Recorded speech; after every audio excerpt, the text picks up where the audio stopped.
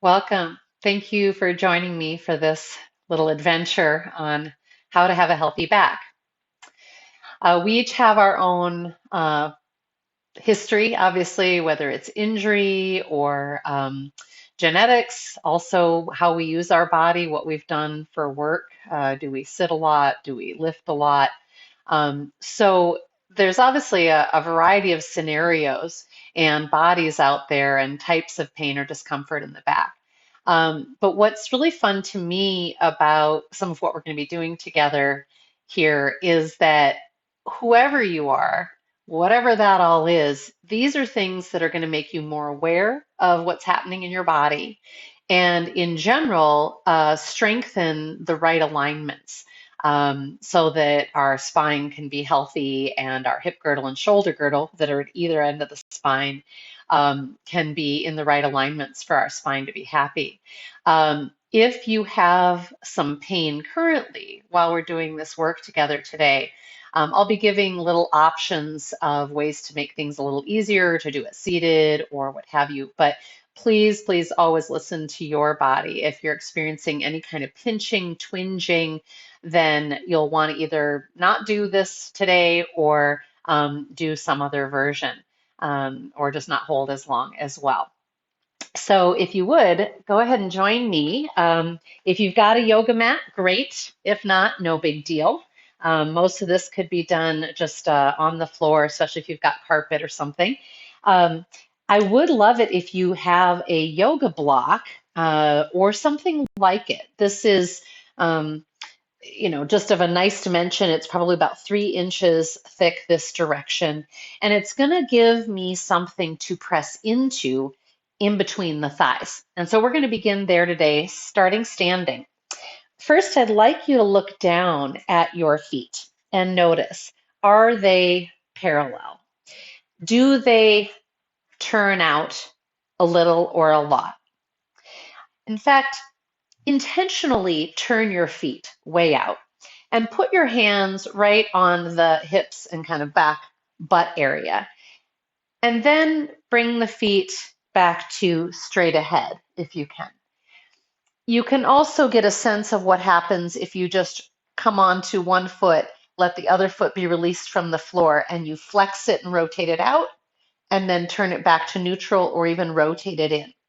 And what you'll feel is that the foot position greatly impacts what's happening here through the glutes and everything that really holds you together at this whole pelvic girdle. So a lot of the time, our back pain and the things that are contributing to it can actually start at the feet. So this is the foundation. We always want to address that first. If you're able to bring them straight forward, please do. Now, if you feel quite a pull through the glute and hip area when you do that, that's a pretty good indication that your body has compensated for this alignment by becoming tighter through there and unfortunately weaker and more lax through the inner thigh groin area. So one of the ways that I like to wake up that inner thigh groin area and tell this area that's on the outer hip to relax is to take a block or something like it. You could use a thick book or even a fairly firm cushion if you wanted to. But you place it on the thigh area, not between the knee joints themselves, as there's some tender places, ligaments, and so on in there. And what I'm hoping you will feel is that you can press into the block with your thighs without any discomfort. If you feel, like I said, a pinching or something weird, back off. But I'm going to show you my body from the side, that if I'm standing the way, especially I used to before I started doing yoga, I tended to be a little sway back. When I press into the block, my body will neutral. And I'm hoping you can see that. I'm going to pulse back and forth so it's visually pretty obvious. Squeezing the block, my pelvis tucks into neutral. I don't want to tuck it so that I'm rounded, but into neutral where the hips are right below the shoulders. Another way that I like to play with this is I'll take my hands on the front of my body with my thumbs on the ribs and my middle fingers right on the front hip bones there, the as is bones. And what I can feel is that when I squeeze the block firmly with my thighs, a couple of really interesting things happen. One is that the ribs and the hip bones come towards each other. And that two, when that happens, there's an incredible amount of ignition in these core muscles. So I want you to try that, releasing even maybe a little artificially into a kind of sway back, and then squeezing powerfully with the block and noticing that there's that ignition there. If I show you from the front without the block, you might also be able to see that the actual shape of my thighs change. So if I'm in my sway back position, which I'm doing now, my thighs are going to tend to kind of internally rotate. And you might even be one of the people or see this in other people's bodies whose knees kind of go in. So especially if you were to go to kind of sit into chair pose, your knees might rotate in. So what we want to do is notice what happens to the ignition in the thighs, the intelligence, but also even the shape of them. And if you do this in front of a mirror, it'll be helpful. But you squeeze as if you had the block there, and you will notice that there's an external rotating of the thigh bones and all those muscles that support, and that then this shape of the thigh actually changes that internal thigh. And this is exciting because now our whole pelvic girdle, which is, of course, at the root of your spine and where so much pain is often experienced by people, is really fully supported. Okay, so again, you're going to have to investigate in your body how much is this an issue of your personal alignment. And again, just noticing how you stand with your feet will be a great indicator as to whether this is an issue. Also, if you tend to be much more out with one foot, then often people will have lower back pain on one side more than another because there's less support. So another thing I'm going to add to this now is an engagement through the upper body, because the other end of our spine, of course, is in the shoulder girdle and up through into our cranium, right? The spine goes all the way up there. And if you look from the side again at my body, and again, you can do this with yours in the mirror, if your shoulder heads are forward of the ears, that's going to also be bringing your rib cage kind of down, which is horrible for your breathing. It tends to really impact our breath and our vitality and energy and so on. So we really want that rib cage neutral and the shoulder heads rotating back where they're directly above the hips. So one of the ways that I try to strengthen the back body so that it can bring those shoulder heads into place is essentially mountain pose, standing as we are, with the shoulder heads rotating back and the palms rotating forward, what we call kind of jet airplane arms. And you might even be able to feel kind of what I call a little bit of a shoulder blade sandwich, where your shoulder blades are kind of rotating down and in a little towards the spine as you do this, versus when I'm like this, the shoulder blades are spread out away from one another, away from the spine, and that whole back body is so tight, right? And so what's interesting is a lot of us experience so much back pain and discomfort that you would think the last thing you want to do is contract those muscles. But actually, this whole back body is often out of balance and uncomfortable because it's been getting pulled and elongated, whether it's through standing or sitting a lot at a desk. And so when we're doing this motion of mountain with the standing jet airplane arms kind of squeezing the upper arms in towards the ribs, we are helping activate that whole posterior chain, teaching those muscles how to contract again so that they can hold us safe and strong and eventually in neutral. But what I've really found is if I've had one part of my body out of neutral, to help it find neutral, sometimes it takes getting one part of the body to let go of tension. And in this case, like the front of your chest is perhaps tight, pulling the shoulders forward. I've got to stretch that, which we'll be doing a little bit later. but that then this back body needs to learn how to contract and shorten and be strong again, and that includes those glutes. So one more thing we can add here is just pressing the pelvis forward briefly, really igniting those glutes, and then returning to the neutral. So pressing forward and returning to neutral. This would also be something you could do once you come up from, say, sitting, if you've been at your desk a lot or something like that, is to come up and squeeze the glutes forward. And just that relief that you're giving the body, helping it remember neutral, will tend to keep your back from hurting as much and some of those imbalances from happening. Another wonderful thing we can do is to just decompress the spine. It doesn't get very many opportunities to do that other than when perhaps you're laying flat, if you even lay flat. A lot of people have like a big pillow behind their head, which we do not recommend. But one way is ragdoll. You'll want to bend your knees, and if your back is feeling pretty tight and sore, I would keep your hands on your thighs for support so you're able to just give the body as much weight as it can handle and that it feels safe. And then as you're ready, try to let your head hang fully. If it's comfortable to do so, you can also let the arms hang fully. And of course, breathing. We like to breathe through the nose in and out in yoga, but you can also open the mouth, especially if you're stuffy. Give the head a little movement. You might give it a little yes, a little no, and let the breath massage the spine, creating some nice space there. When we come up, this is really, really important, whether it's in yoga or in daily life, we don't want to come up lifting from the back. What we actually want to do is to just hinge at the hips, drop the butt like we're sitting into a chair, so that as we come up, the spine is nice and neutral. It's a straight line between the tailbone and the crown, and I'm letting all my legs do the work. They're designed for this work, right? So I want to use my elevators, my hamstrings and quads to bring me up. Same thing as you're bending into a fold, and this would be the same if you're picking something off the floor in your house.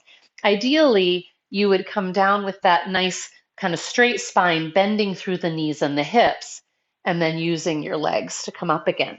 Another way to do this would be sitting in a chair. So if for any reason that feels like too much when you're really recovering from an injury and so on, you may want to just encourage some of that spinal decompression, folding, and maybe even letting your torso fold between your thighs.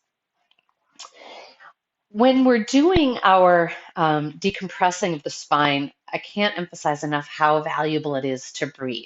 The breath tells our body it's okay to let go into this. I'm safe. And again, that's why you create as much support as you need to with hands and so on.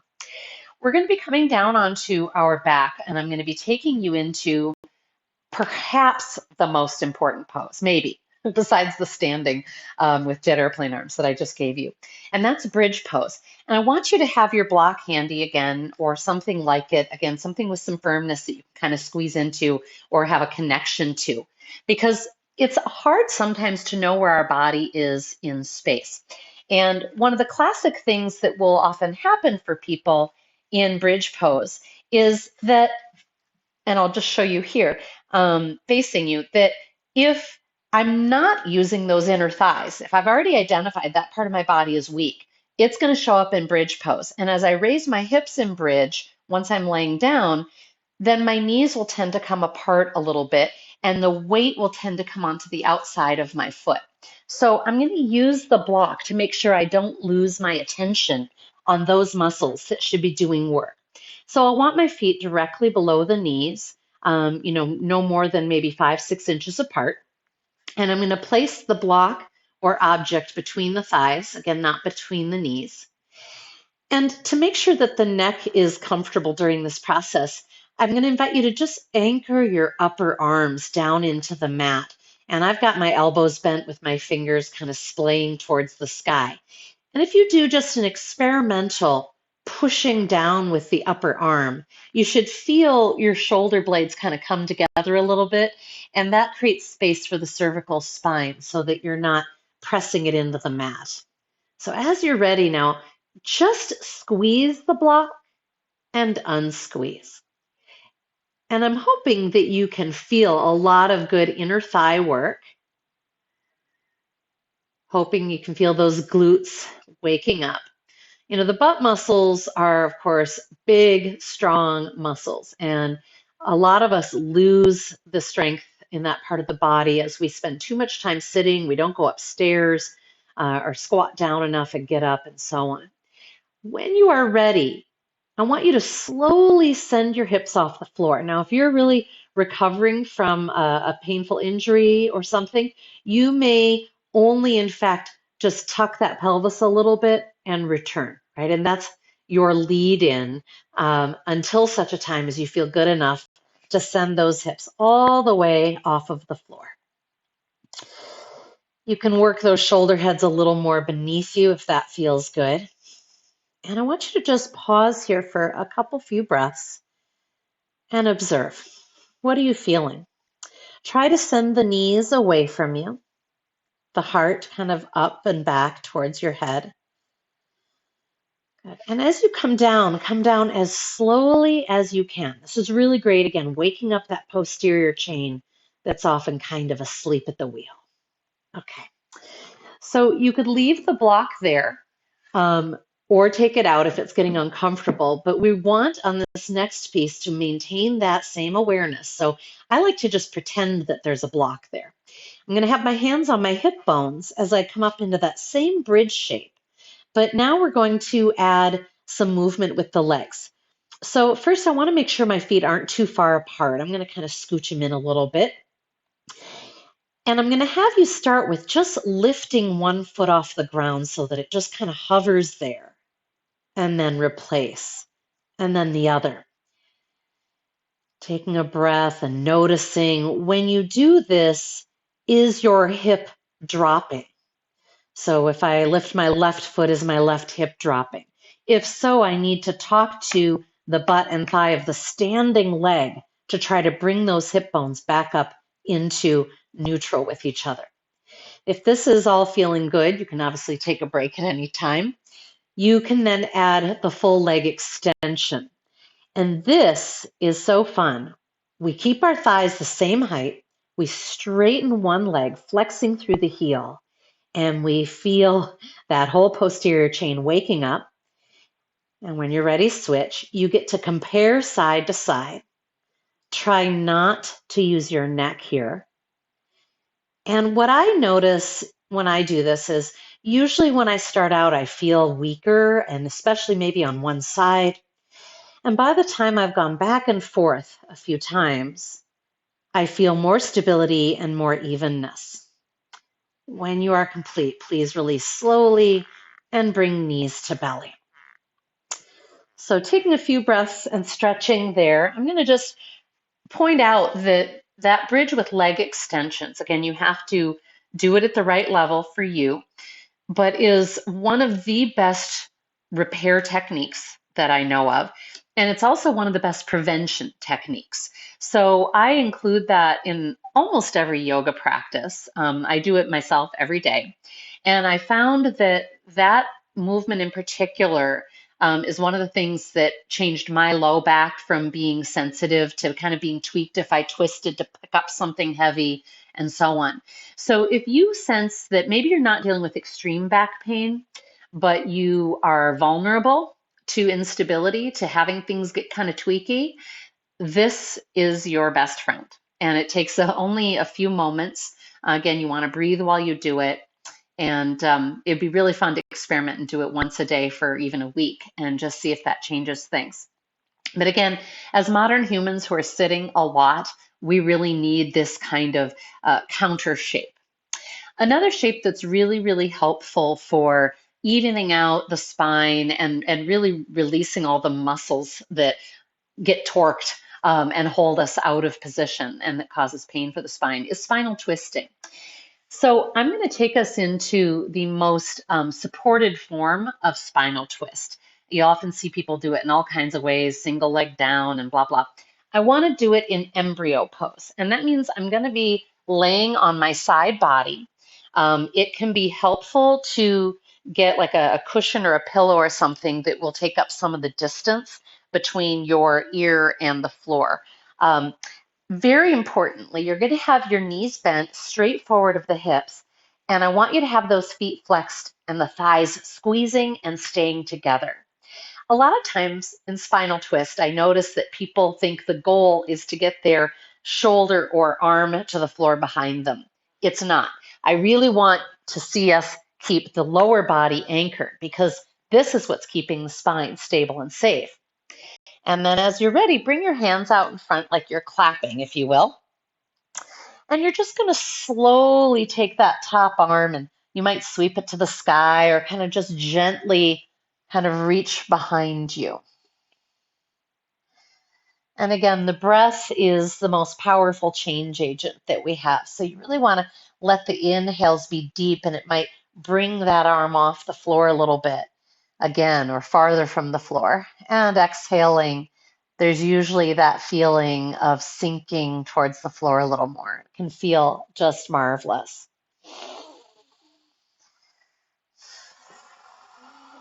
You can rotate the head all the way to look behind you if that feels good.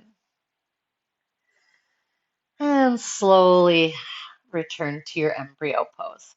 Take a nice deep breath and massage the back body. And then you would repeat this on the other side. So you would flip, roll however you want to do it, and again, tuck an object perhaps under the head. Get those knees straight out in front of you, again, anchored, feet flexed. And then as you're ready, you'll rotate open through that top arm. Sometimes people find it helpful to take their lower arm and kind of use it to anchor the knees. So you could do that and check if that feels helpful to you. So again, if your back is sensitive, you're going to just be very, very careful about how you go in and out of this pose. But even a very healthy spine will benefit from spinal twisting because no matter who you are, you're going to get stuff that's kind of tight and pulled, and we want to release that. And spinal twist is awesome for that. If that's feeling even a little bit too much, then I'll mention again that you could do a seated spinal twist. So you might do that with hands to either side or on your thighs and so on. While I'm seated here, I want to show you a hip stretch that we're going to be doing in a moment on our backs. But it's great either if you can't get onto the floor comfortably or you just want to kind of do one of these quick in the middle of your day and you happen to be sitting and you don't have a yoga mat or somewhere to lay down. And that is to just bring one knee up, and if you're able to, cross that ankle onto the opposite thigh. If that's too far for you to go, you can't get that leg up there, you could extend the other leg. So I'm extending my left leg. I'm flexing the heel because, again, that stabilizes my knee. And then I don't have to bring this right leg as far up in order to cross the ankle onto that other leg, right? You could also use a strap or scarf and kind of lash it around the ankle to be able to pull it up. And then you're just inviting that knee to go out to the side already gives you a wonderful stretch. It takes your legs out of that kind of path of motion that you've probably been in all day, sitting, standing, walking.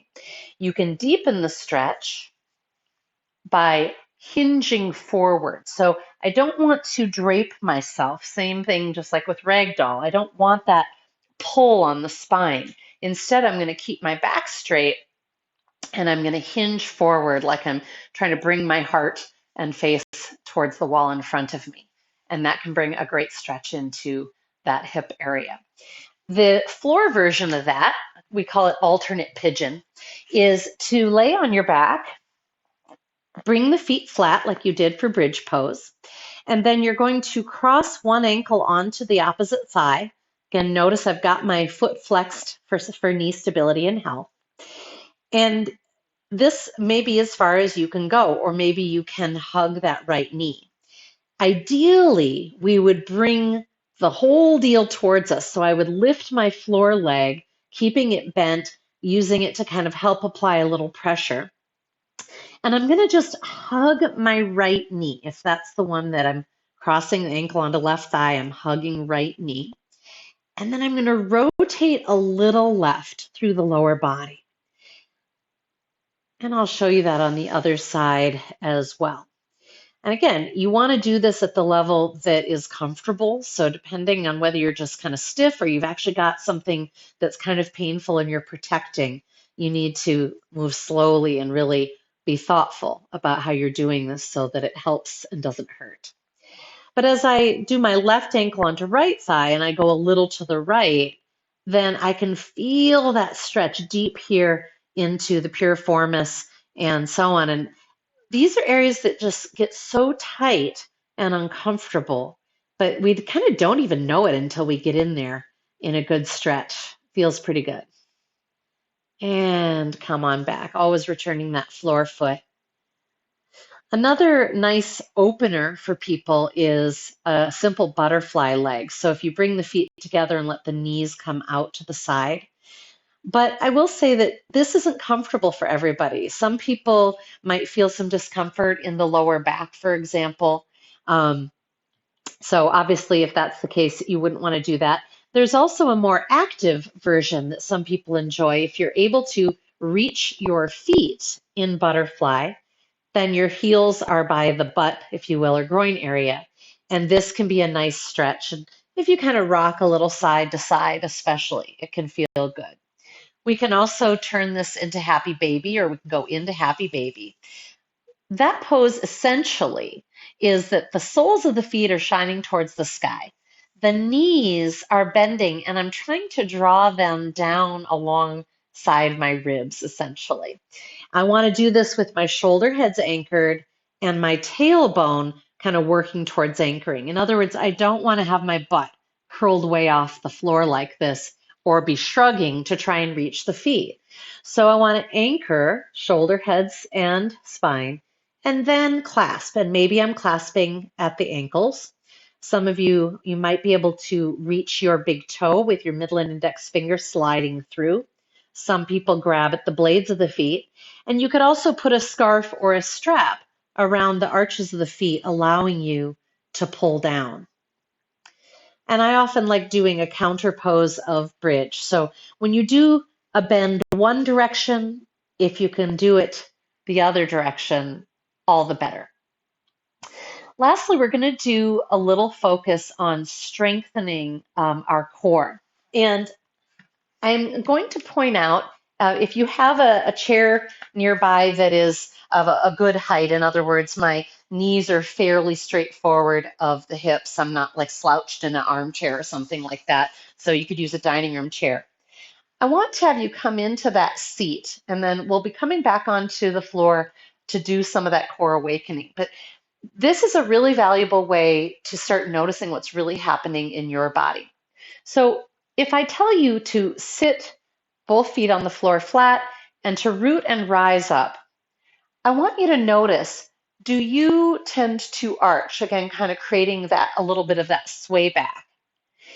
If so, that's going to create an artificial pull on your hamstrings because you're taking that tailbone back and going into this arch. And instead, what I want is neutral, just like we were finding when we were standing.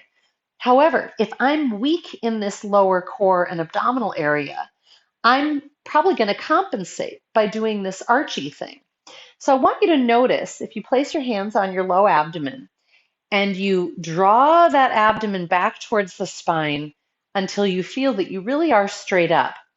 You should feel some very good work happening right here through the psoas muscles, for example. Those are the muscles that allow us to fight or flee.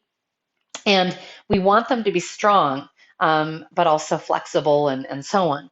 So I'm hoping that that little moment gives you a chance to just notice if you tend to be really weak through here. Most of us tend to be. And so I'm going to show you two different things that I find really, really helpful for igniting strength in that part of the body. One is just something I call compression and expansion breathing. And it's great because it gives you an opportunity to really get in touch with those muscles. So I would recommend having your hands and actually placing them on your body as you're doing this for awareness. Now, if it hurts your back to just lay without, anything or any adjustment, then just bend the knees and enjoy this same practice with us. As you're ready, please gather a long inhale. Exhaling, I would like you to anchor your abdominal muscles down towards the spine and then push into the floor like you're trying to push air out of an old air mattress or push a scale so that it registers. And I want you to keep pressing, emptying out every bit of breath you can. And then when you are completely empty of breath, soften and let the inhale fill you. And you should notice at that point that the arch returns to the low back. We're going to do that a couple more times. Exhaling compression to empty, pressing down, talking to those muscles. And as you're working hard here, invite a softening in the neck. So rolling your head side to side. For those of you that are chronically tight in the head, neck, and shoulders, and you use those muscles, this is a way to retrain that relationship. Again, as you inhale, allow that arch to return. And as you exhale, empty, empty, empty. And you might notice that when I root down through that lower back, that my pelvis tilts up, right? I'm not making that happen. I'm not using the legs to make it happen. It's a result of getting rid of that arch. And then as you inhale, you release and it returns. So this is a marvelous way to wake up those muscles. And I have done this with attention and firmness to the point where I've been able to feel like I did sit-ups the next day. All right, so let's just do a couple more and stick with me here. Take your inhale. Exhale, belly to spine, compression. And I want you to keep squeezing. Emptying, emptying, emptying. Even talk to these rib muscles, these intercostals and so on, squeezing in and down until there's nothing left. Inhaling and relax. So if you do a few of those, if you did even a half a dozen of those each day, you would really wake up this core in a marvelous fashion. Another practice that can be awesome for igniting our core body is robot. And I'm going to just do the legs with you today because that's really the important part. I feel that when I witness people doing the arm portion of robot, they often lose track of what's happening here. And so in robot, I need to stay anchored through that low back, the same part that you had anchored during compression, and I never give it up. So bring your knees into your belly to start. Imagine that there's a block there. So I'm going to have my legs parallel but not touching, as if I have a block there. You can add one if you've got one handy. It can be a little awkward to have the block there during our practice because we're going to be moving one leg at a time. So anchor that core, boom. Keep the feet flexed. Nice long inhale. And as you exhale, you're simply going to take one knee away from you, letting the heel move towards the floor, keeping the knee bent 90 degrees. You might not get to the floor. And if you do, you might give up your low back. So we don't want to ever let that happen. So go only as far as you can and then come back. Inhale in neutral. Exhale, the other knee is sliding away. Now, you want to watch your stable knee. It's going to want to come towards you to compensate. It's just a natural instinct.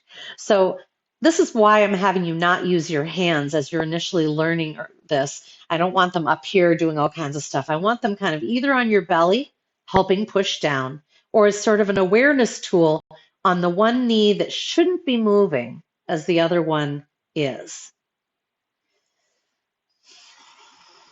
And you may find that actually just going a few inches is plenty of work. If you want to try and go all the way and lightly touch down with the heel, great. But if you do that and you notice that you're getting a bunch of back tension versus core work, then I would recommend doing just those really subtle, minimal movements.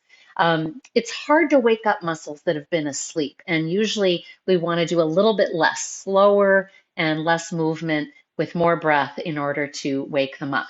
We're going to do one more strengthening pose here on your belly, and this is basically kind of the laying down version of our jet airplane that we did standing right at the beginning.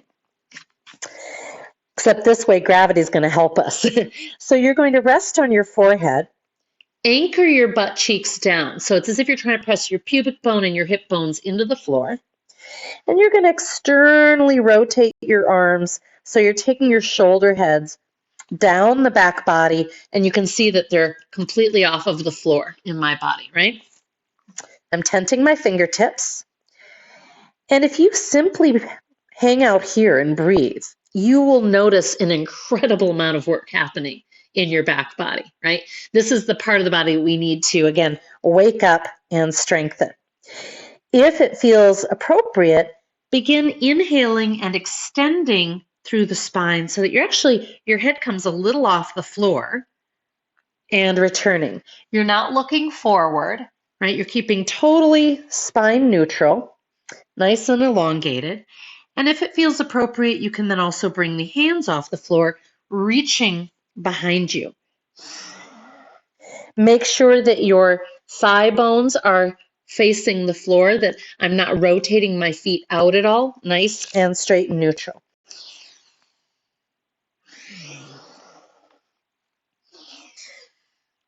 Lovely. And we're going to press back to child's pose, another great decompression for the spine.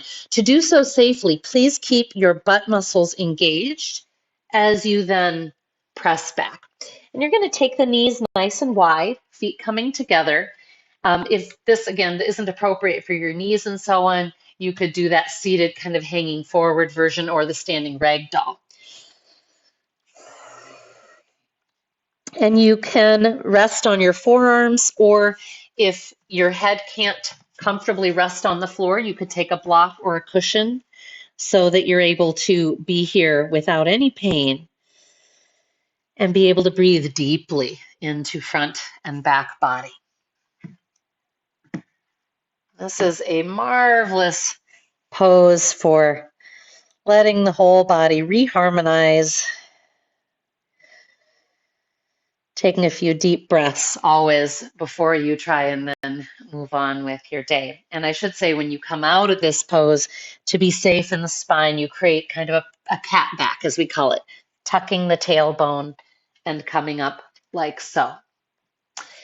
So I invite you to observe what parts of this little exploration, this tutorial, if you will, on healthy back really felt effective for you, and where you kind of like went, ooh, I need that. And I would say if you even picked 2 to 3 things and you chose to repeat those once a day, it would probably take you a minute.